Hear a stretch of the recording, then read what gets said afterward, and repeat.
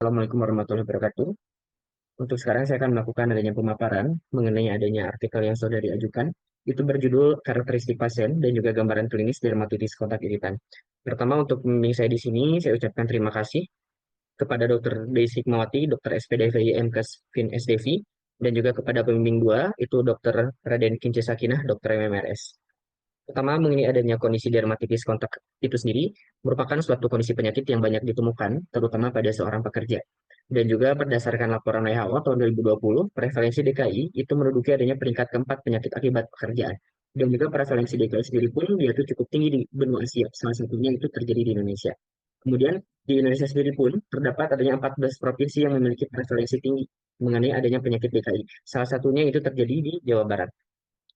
Untuk latar belakangnya kembali pun, di sini untuk kondisi dermatitis kontaknya sendiri pun sebetulnya terbagi menjadi dua, di mana nanti itu terbagi menjadi DKI, DKA, tetapi di sini itu lebih meng-highlight mengenai adanya kondisi penyakit dermatitis kontak iritan.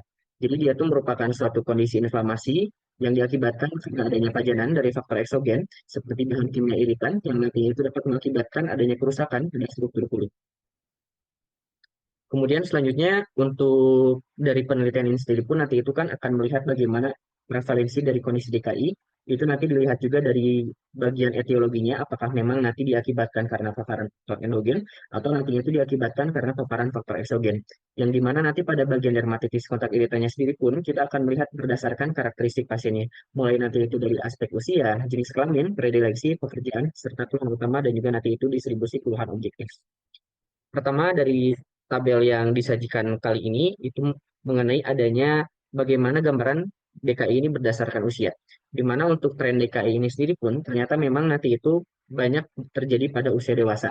Di mana nanti itu kan usia dewasa sendiri pun di sini saya menggunakan adanya berdasarkan dari Kemenkes, di mana nanti dewasa di sini itu diartikan dimulai dengan rentang usia 19 sampai dengan 59 tahun, yang di mana ditemukan juga untuk kondisi tersebut pun lebih dari 60% kasusnya itu sendiri pun terjadi pada usia dewasa.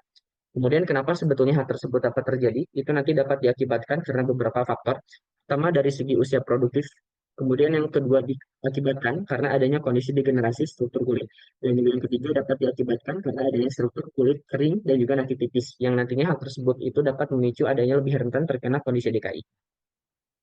Adapun untuk pembahasan berikutnya itu berdasarkan karakteristik dari gender, di mana di antara laki-laki dan juga perempuan itu 65% lebih banyak diakibat dan terjadi itu pada perempuan gitu. Nah, sebetulnya kenapa terjadi ada hal tersebut dapat terjadi? Pertama memang dikarenakan adanya aktivitas sehari-hari. Contohnya nantinya itu kan seperti mencuci ataupun nantinya itu kan seperti mencuci piring juga. Kemudian yang kedua, terdapat ada perbedaan struktur kulit pada pria dan juga wanita, yang dimana nanti struktur kulit pada wanita itu tadi memiliki adanya struktur kulit lebih tipis dibandingkan dengan pria. Ada juga nanti yang ketiga, itu berdasarkan adanya pekerjaan.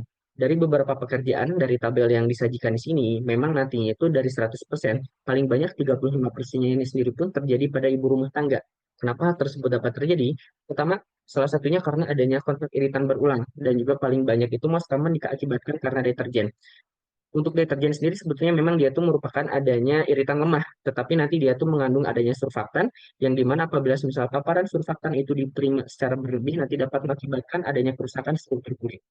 Dan juga yang selanjutnya itu berdasarkan predileksi, di mana paling banyak di sini itu terjadi pada bagian predileksi bagian lengan. Kemudian kenapa juga hal tersebut dapat terjadi? Pertama dikarenakan adanya lengan ini sendiri pun dia tuh bagian tubuh yang terekspos dan juga tidak tertutup pakaian.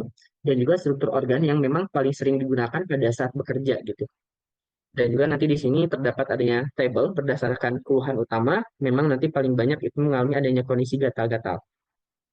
Dan berdasarkan adanya distribusi lesinya sendiri pun paling banyak itu ditemukan adanya eritema dan juga peringkat keduanya sendiri pun paling banyak ditemukan adanya makula dan juga papula. Nah, alhamdulillahirabbil alamin, sekian untuk pemaparan dari artikel kali ini. Mohon maaf sebelumnya apabila terdapat kesalahan. Wabillahi taufiq wal hidayah. Wassalamualaikum warahmatullahi wabarakatuh.